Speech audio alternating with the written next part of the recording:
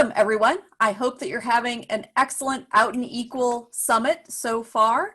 Today, my colleagues and I from VMware are going to be presenting to you the Engage, Add Value, and Show Pride even without a parade session. We hope that you enjoy it. Hi, I'm Frances Fortunelli. I am the Global Co-Lead for Pride at VMware. I'm based in Austin, Texas. Hi, I'm Kim Delgado. I am one of the core team members representing remote employees, and I'm based in Los Angeles, California. Hey everyone, my name is Travis Croft. I am also one of the global co-leads for Pride at VMware, and I'm based in Palo Alto, California. During our session, we're going to talk about an overview of what we did this year for Pride, what our results were. And we're going to share with you methods that we used to engage our employees in new ways, how we successfully collaborated with the other BRGs within VMware, and what our winning formula really was. Hopefully from that, you'll have some great takeaways that you can help implement in your organization as well. So the Pride at VMware Global Core Team is a relatively new entity. We kicked it off at the beginning of this year where we set about recruiting a truly global core team that would be representative of not just the diversity of our community, but also representative of the diversity of locations where VMware does business and the different functions across the company. And we had kicked off our planning back in February, and we really wanted to define what areas we wanted to focus on for 2020. And we came up with 3 core objectives. The first one was really focused on building VMware's brand. And how do we position VMware as the employer of choice for members of the LGBTQ+ community? Secondarily, with our newly sort of global scope, how did we make sure that we could scale our impact across VMware and beyond, not just within our employee base, but in the communities where we live and do business? And finally, how do we attract, develop, and retain a diverse talent pool? Because anybody that is passionate about D&I knows that diverse teams make better decisions, and companies that have diverse talent pools do better and are more successful. So how could we contribute in that way to make VMware more successful? Okay, so the calendar that you see here is what came out of our planning session in February. And the things that I want to call out, the cells in orange are the major events or anniversaries that we wanted to make sure that we included on the calendar. You'll see Transgender Day of Visibility, World AIDS Day, National Coming Out Day. But as the title of our session implies, our focus for Pride Month was really heavily weighted to sponsoring and participating and marching in parades, and not just in the major locations where VMware has traditionally had a Pride presence, but really being global in our focus and expanding outside of the US to countries like Costa Rica, Cork in Ireland, and in Bangalore. And it really was about getting visibility and very focused on demonstrating our presence in these different communities and sponsoring Pride on a global basis. But then COVID happened. None of us expected to be living through this global pandemic, but when it became clear that over time, as time passed, more and more of the events that we had been looking to take part in were being canceled.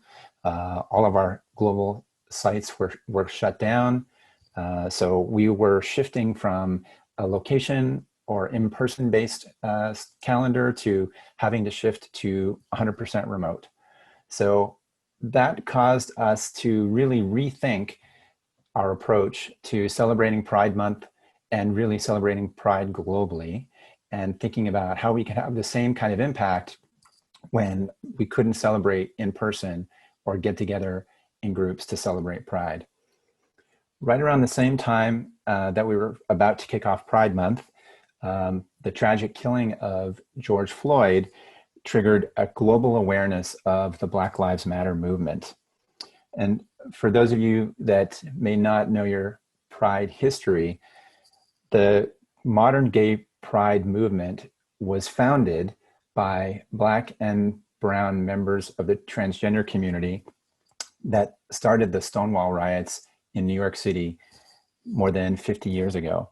So Pride probably owes a debt, the modern Pride movement owes a debt to the Black and brown community in a way that we wouldn't be celebrating Pride if it weren't for their leadership and their activism. So we wanted to make sure before we kicked off Pride Month that we had, we published a message of solidarity with the Black Pod, but also we kicked off our Pride Month events with a moment of reflection so that people who are taking part could use that time to think about things that they could do to fight racism and fight racial inequality, and make sure that we never lose sight of the importance of having an impact in our community as we moved into our other scheduled Pride Month events. So as I talked about, our focus shifted, and it was really about how do we have an impact if you can't have a parade? Everybody thinks Pride Month and Pride is all about food, flags, and fun. But really, this shift to 100% virtual gave us an opportunity to rethink what we were doing and the things that we wanted to focus on. So obviously, our goals for Pride Month were about how do we increase participation in our events now that we can't do our traditional sort of city or location-based events. But how do we still use these opportunities to raise awareness of LGBTQ+ issues and reach out to the ally community, especially in countries outside of the US where being publicly out may not be safe, and or the cultural awareness or cultural acceptance of the LGBT community might not be as far along as it is in some Western countries. We identified many opportunities to drive intersectionality and partner with other BRGs to expand our platform and amplify our message, and in return, collaborate with them on their initiatives and share and promote their messages within our community. And at the end of the day, when we can't interact in the way that we're used to, how do we find ways to enhance company culture and people's feelings of inclusion in an environment where we can't physically be together?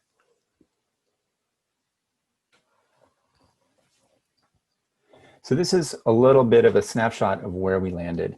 So you'll see we had to shift our focus away from the in-person events, but even from as early as March, once we saw that we were not going to be able to celebrate some of the events in person, we shifted to virtual panels. Everybody's on Zoom today, so Zoom is our new best friend. But we right away identified some opportunities. We partnered with our women's BRG around Transgender Day Visibility. We had a panel for parents of transgender kids that was delivered by actual VMware employees who themselves have transgender kids.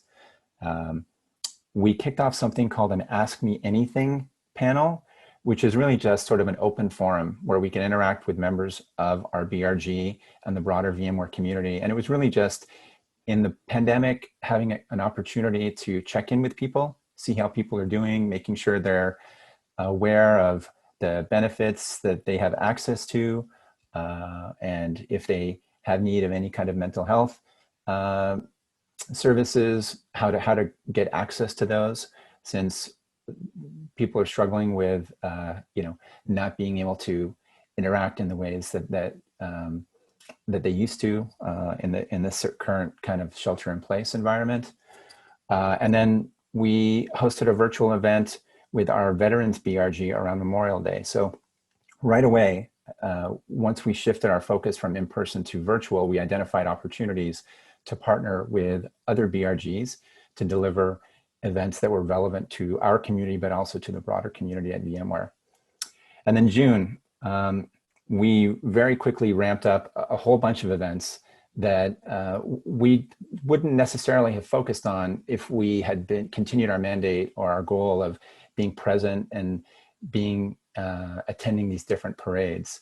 So we partnered with an organization called GenderCool to deliver a panel to profiling GenderCool champions. My colleague Kim is going to talk a little bit more about that later on, but GenderCool is attending Out and Equal. So if you haven't already checked them out, you should definitely take a look. We had a keynote speaker for Pride Month that was George Takei. Hugely interesting as a speaker, but also as an individual based on his activism for the LGBTQ+ community and for immigrants.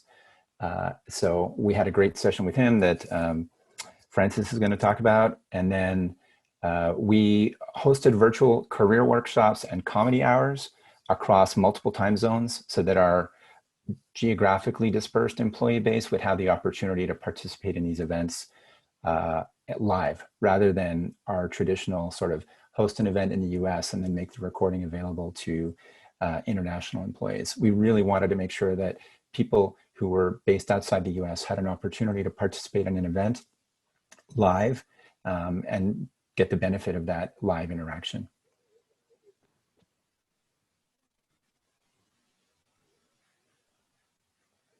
So after Pride Month, we wanted to continue the momentum. We are this month hosting a panel around focused on the Black trans community. It's an extension of the Black Lives Matter sessions that we had earlier in the year in partnership with the Black BRG. So this one is focused specifically on the Black trans community and anti-trans violence that in particular impacts members of the Black trans community. And we're going to do another AMA, just another check-in with our broader community, just to make sure people are doing well and share kind of learnings and stories from the last 6 months of the pandemic, and make sure that our community is still thriving in these kind of difficult circumstances that we find ourselves in. So what kind of results did we see from adjusting our plan to be 100% virtual, engaged with other BRGs, and relevant for our 30,000 employees? We had over 7,500 unique VMware attendees from over 50 countries participate in one of our events. More than 1,160 attended 2 or more events, and around 235 attended 3 or more events. This is greater than the participation we would have seen in all of our Pride Parade sponsorships combined. We're also super proud of opening up several of our events to non-VMware participants and had close to 200 external people attending those events. This was a first for us. And through our efforts that Kim's going to walk us through, we also saw an over 47% growth in our membership year to date. This resulted in the most impactful Pride Month in our company's history. We wanted to show you how our membership rate has grown since January, and you can see a spike during Pride Month for sure, but you can also see a continued uptick in the 2 months following Pride, and we're also going to see more in the months to come. So how did we get here? We've engaged with our employees in new ways. We've collaborated with other BRGs, and we've implemented a winning formula that Kim's going to talk about. So while VMware is a global company, our Pride celebrations have traditionally been very localized to our larger campuses or offices, and our remote employees haven't had an opportunity to participate if there wasn't a local chapter, and were typically left out of many of the celebrations. We also wanted to move, as Travis mentioned, beyond parades and celebrations and provide content that was truly impactful and educational as well as fun. Therefore, we looked for new ways to engage our employees. For example, we hosted multiple events that we repeated in our 3 main geographical time zones so more people could attend. We also pulled together a variety of events that would appeal to people and their individual needs and interests, along with events that would contribute to an enhanced company culture, such as the Gender Cool panel that we hosted. By bringing these events that educated, informed, and introduced our community to the broader company, we were able to inform people's opinions about our community in a way that helped us to craft that message. And we spent a lot more time getting to know our newly formed Global Pride team and invested in events that were specific to the local communities that our local teams could drive and create.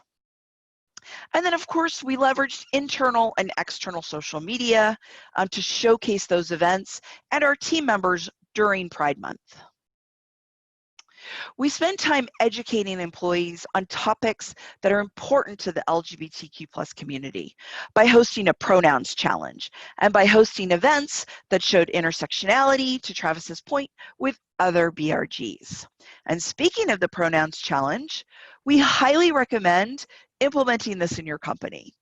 Asking people to add their pronouns to their email signature along with their Zoom profile is a high impact, low effort way for people to show their allyship and leads to a more inclusive culture. As you can see, Travis, Kim, and I all have our pronouns as part of our Zoom name. The easy way to do this is on your Zoom picture. You simply click on the 3 dots, select rename, add your pronouns after your name, and voila, your pronouns will be there every time you use Zoom. So in addition to engaging our employees in new ways, we also looked for ways to collaborate with other BRGs to help us promote our intersectionality more. This allowed us to celebrate what makes us unique, but also help us to find commonalities and create that inclusive culture across our company. In the days before Pride Month began, we needed to pivot to show our solidarity with our Black colleagues and the Black Lives Matter movement after the tragic murder of George Floyd. And through this pivot, we drove that broader intersectionality with some of those examples that Travis mentioned, including the Transgender Kids panel with our Women's BRG, the Veterans LGBTQ+ Hispanic Disabled speaker with our Veterans BRG, and what's coming up is co-hosting our Black Trans Lives Matter event with our Black BRG. We increased our allyship with these different BRGs and amplified our joint messages while learning and sharing. This helped us to reach more people, it helped us to reach new people, and it helped us to bring those valued topics to our employees in their day-to-day. Ultimately, this drove and is driving a more inclusive and diverse culture at our company. Our BRGs are aligned to our overall company business strategy and are supporting employee-led initiatives that have a big impact. These are all supported by our core diversity and inclusion team, and we're open to everyone. Allies are encouraged. I was recently on a cross-BRG panel where a member of the panel didn't understand what pronouns were all about. And it was a really good opportunity for me to be able to educate that person, in addition to the audience, why pronouns are so important to the LGBTQ+ community. And people ended up learning something new, and many sent me notes of appreciation saying, thank you, we appreciate your taking the time to explain that to us because we weren't aware. And now Kim is going to walk you through the third aspect of our plan, which is the winning formula. Thank you, Frances. Like many companies over the last, few months, we really had to kind of learn as we went and, figure out what pivoting to virtual really meant. And what we found was that it was a balancing act. We had to try to find ways to provide education, professional development, provide opportunities and experiences to help build that culture, make sure that we were taking an intersectional approach to these events, and also do a little bit of entertaining along the way to really help us, win over the hearts and minds of the broader VMware community, not just those that are already members or allies of the Pride BRG. So a couple of the different events that we helped deliver were the Gender Cool panel, as well as the comedy night sessions. The Gender Cool panel was really special for us this year. Many of you may have seen and met some of the champions at last year's Out and Equal event. If you were there, you definitely remember them. But this event here at VMware was really special because two of the parents that got to sit on the panel with their kiddos are actually VMware employees. You can see myself down there in the lower right-hand corner with my kiddo, as well as John, who is also a VMware employee with his daughter. It happened to be my kiddo's first Gender Cool panel event at any corporate event. And, we had, I think, over 1,000 attendees throughout the event. It was amazing. But that one was really special because he had just been launched as the newest Gender Cool champion right before that VMware event. And we also put on this comedy night, as we mentioned, and that actually was sparked by one of the other Gender Cool moms in my mind.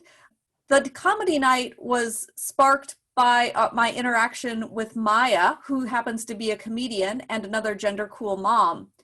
And, knowing that so many artists were out of work and unable to perform during COVID really got me thinking, we want to make sure we include some of that fun still in our Pride events. And so we reached out to her. She pulled together this amazing panel of diverse members of the LGBTQ community to put on two great comedy sessions. We did one again that was in the morning Pacific time, but covered the EMEA time zone, so they were able to enjoy it during their evening. And then we did a second one in the evening US time that was available for the APJ folks to be able to watch. And with that session in particular, having it be live and not recorded really made a big difference because comedy just doesn't work as well recorded. In fact, the comedians said that they're allergic to the record button, and doing it live really made a big difference in their ability to perform. From a professional development perspective, we brought in Jason Patria. Some of you may remember him from past Out and Equal events. He did a great session on building your career and networking and how to, take ownership of growing in your career path. And we, again, ran that session in both the EMEA friendly and the APJ friendly time zones and got great attendance and great feedback from his presentation. And of course, George Takei, as Travis mentioned earlier, did just a fabulous presentation to the company. And this was one that we were only able to run once, but it's an event that if we had not had COVID, would have run at our main campus in Palo Alto, and it would have been available to the Palo Alto based employees primarily, but it wouldn't have been opened up to and probably wouldn't have been, recorded or distributed on Zoom for all of the employees outside of the Palo Alto campus. George walked us through and told us the story of his life from his early childhood here in Los Angeles, getting, early at the beginning of World War II, when he and his family were moved to internment camps, and beyond that, what it was like getting out of that situation, starting over from scratch, and what he had to do to build himself up in the entertainment industry. And even his early experiences in the entertainment industry, where he wasn't able to be himself or be out because it wasn't open and accepted even in the entertainment industry, back in the late 60s and early 70s, the way it is, the entertainment industry is today, which is much more welcoming and open to the LGBTQ community. Again, this was one of our biggest events. And, VMware being a software engineering company, there's a lot of geeks and a lot of Star Trek fans in our company. So everyone really enjoyed that session. We also, made a concerted effort again to be as intersectional as we could with so many of our events. As I mentioned with, even the comedy night, we made sure that we had a variety of members of the LGBTQ community from different backgrounds. When we were looking for speakers for Pride Month, Eric Elva's name came up, and I spent some time, his name wasn't familiar to me, so I spent some time researching him, and it turns out that he is actually is a Marine veteran who happened to be the first badly injured soldiers in the Iraq War. And you can see him there with his prosthetic leg. But, I think he was probably one of the most intersectional presenters we had, because he's obviously a former Marine. He's part of the Hispanic community. He's part of the LGBTQ community and a very strong advocate, as well as being disabled. So he really brought a very unique perspective, and the fact that we were able to do this joint event with our veterans BRG really was fantastic. Right after Memorial Day, we had that event, and that launched us into the rest of our June Pride Month events. And again, later this month, we have our Black Trans Lives Matter panel coming up. We're really looking forward to that one, and we are co-sponsoring that event with our Black BRG. This one is really going to highlight the challenges of the Black trans community, and again, showing our solidarity with the Black community is really important to us.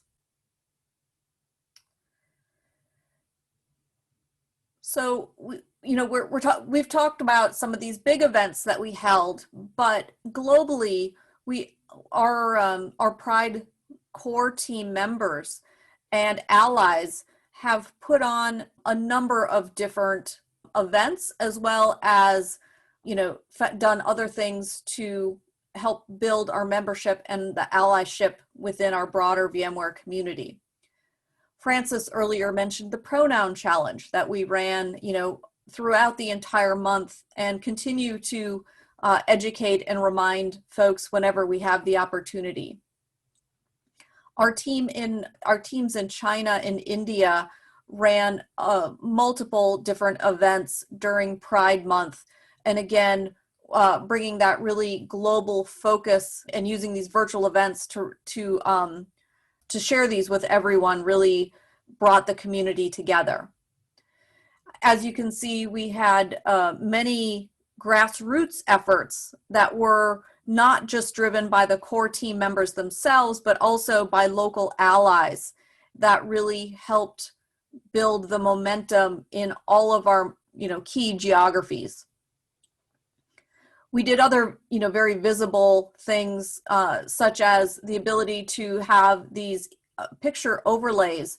So wherever we have our images or our badge photos showing in various systems that we use every day here at VMware, we had the option through the help of IT to be able to put these overlays in during the month of June to help show our support for the Pride community.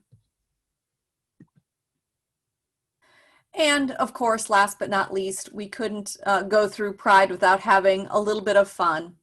Here you can see a tweet from our CEO, Pat Gelsinger, showing a picture of the George Takei after party, if you will.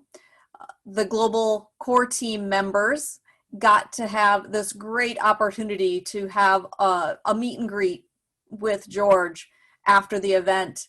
And so we got a little bit of one-on-one time with him in this small group. And as you can see, we had a little bit of fun along the way.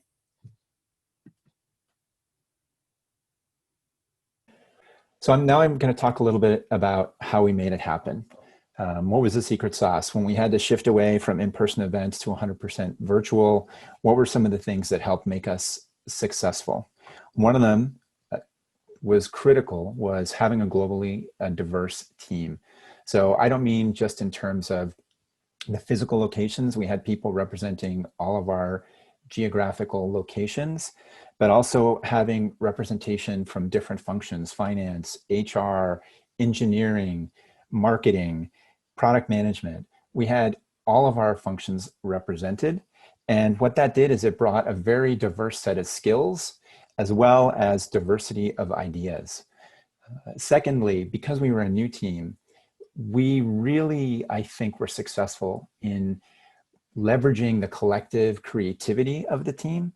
We created a place where people could put forward ideas, and really we were able to take all of those ideas and act on almost all of them because we could leverage the resources we had around the world. And it wasn't just focused on resources in one location trying to plan and execute an event in one location.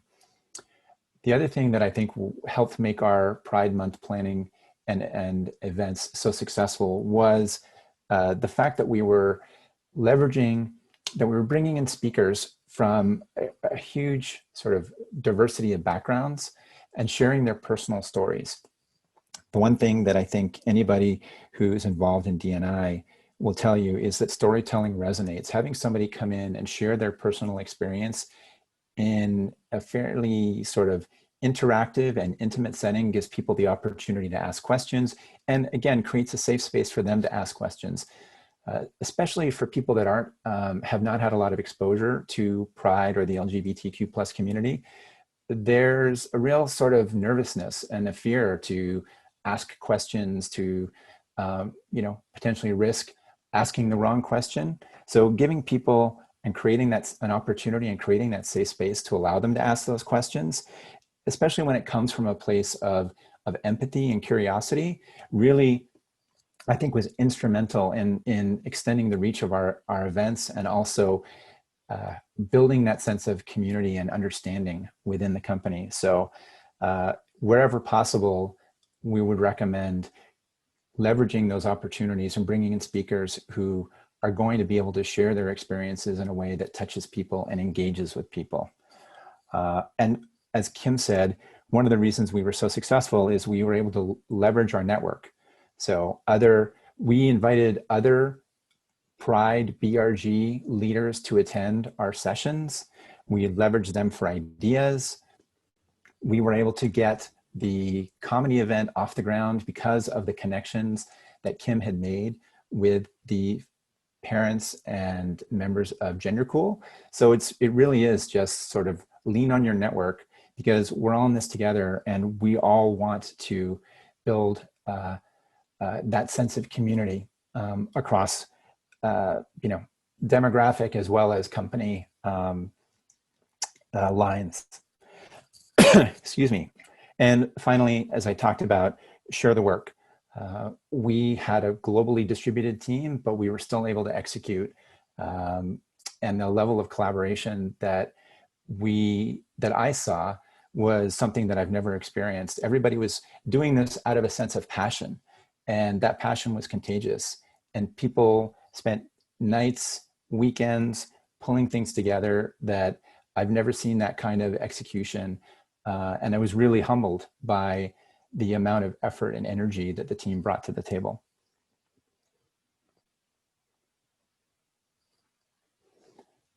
So what do we want to leave you with, or what call to action do we want to leave with you as we kind of wrap up our session today?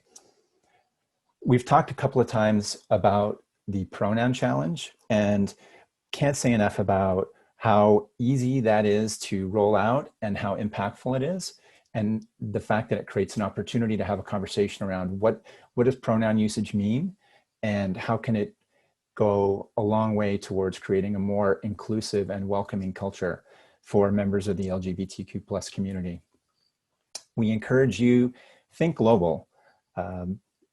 Try to make sure that when you're planning events, you're accommodating for differences in time zones and creating opportunities for folks to participate live. That's hugely impactful and really will help engage with employees who maybe historically haven't had access or have not been as focused. We're 100% remote now. Everybody's remote. So how do we create and curate events that are accessible to everyone, no matter where they live or work? So we've also talked about intersectionality a few times. And really, I think the key message there is look for ways to partner with the other BRGs in your organization. That kind of collaboration and partnership, certainly for us, helped create more impactful and successful events.